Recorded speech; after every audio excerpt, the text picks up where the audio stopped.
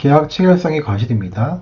계약 체결상의 과실은 목적이 불능인 계약을 체결할 때, 여기서 불능은 원시적 전부 불능을 말해요. 원시적이라는 얘기는 계약을 체결하기 전이란 뜻이고, 전부는 말 그대로 일부가 아닌 전부를 말하는 거죠. 다시 말해 목적이 원시적 전부 불능인 계약을 체결할 때 그 불능을 알았거나 알 수 있었을 자는 상대방이 그 계약의 유효를 믿었음으로 인하여 받은 손해를 배상해야 합니다. 그러나 그 배상액은 계약이 유효함으로 인하여 생길 이익액, 이 이익액을 실내이익이라고 하는데요.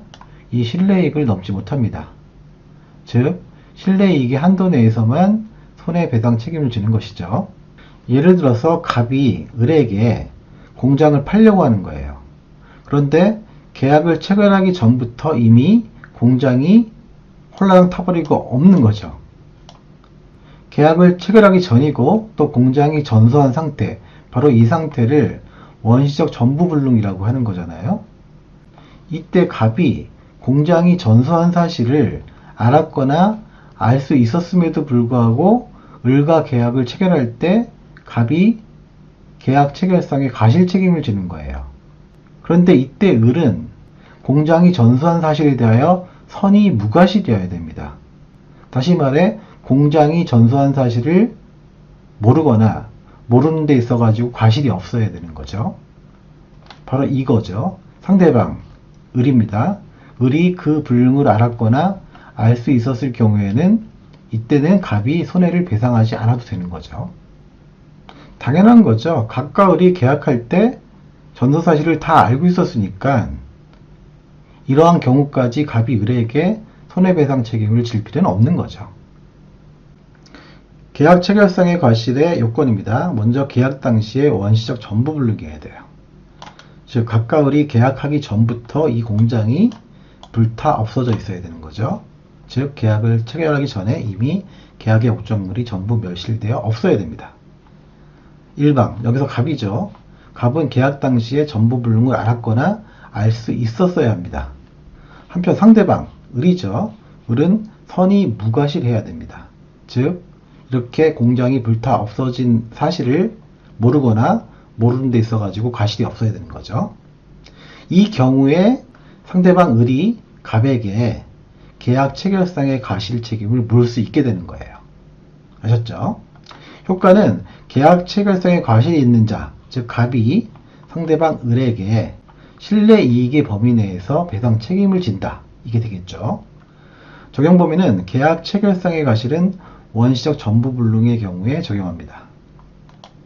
계약 체결상의 과실 나오면 무조건 원시적 전부불능 이게 생각나야 됩니다. 따라서 후발적 불능이나 원시적 수량부족 이런 경우에는 적용되지 않아요. 한편 계약 체결을 위한 교섭을 진행하다가 어느 일방이 부당하게 파기한 경우에는 계약 체결상의 과실을 물을 수 없습니다.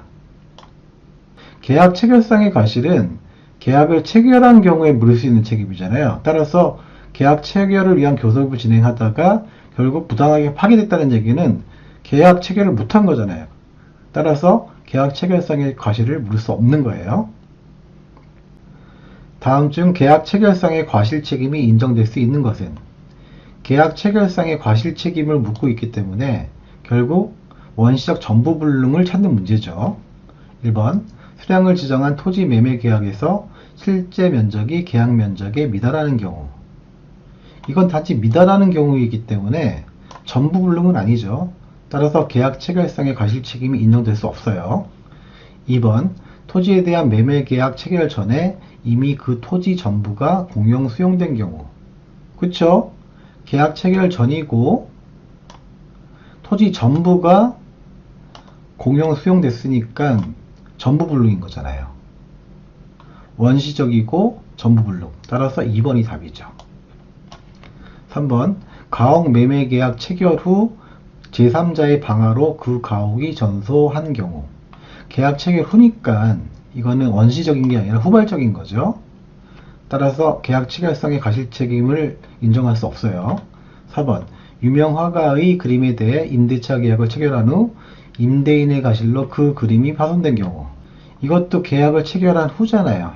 원시적인 게 아니고 후발적인 거죠. 따라서 답이 아니고요. 5번 저당권이 설정된 토지를 매수하여 이전 등기를 마쳤으나 후에 저당권이 실행되어 소유권을 잃게 된 경우, 이건 원시적 불능과 전혀 상관이 없죠.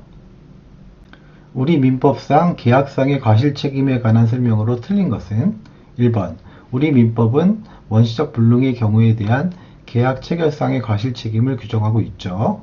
2번 계약 체결상의 과실을 이유로 한 실내이익의 손해배상은 계약이 유효함으로 인하여 생길 이익액, 즉 실내이익을 넘지 못한다고 했고요.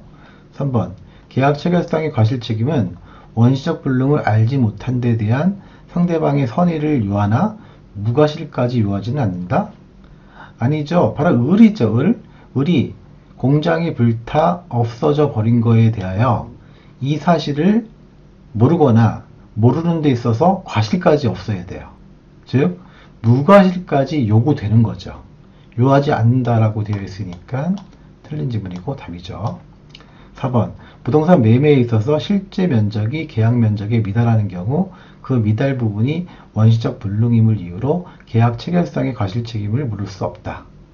그쵸? 실제 면적이 계약 면적에 미달한다는 얘기는 전부 불능은 아닌 거잖아요. 일부가 불능한 거잖아요. 따라서 계약 체결상의 과실책임을 물을 수 없어요. 맞는 질문이고요.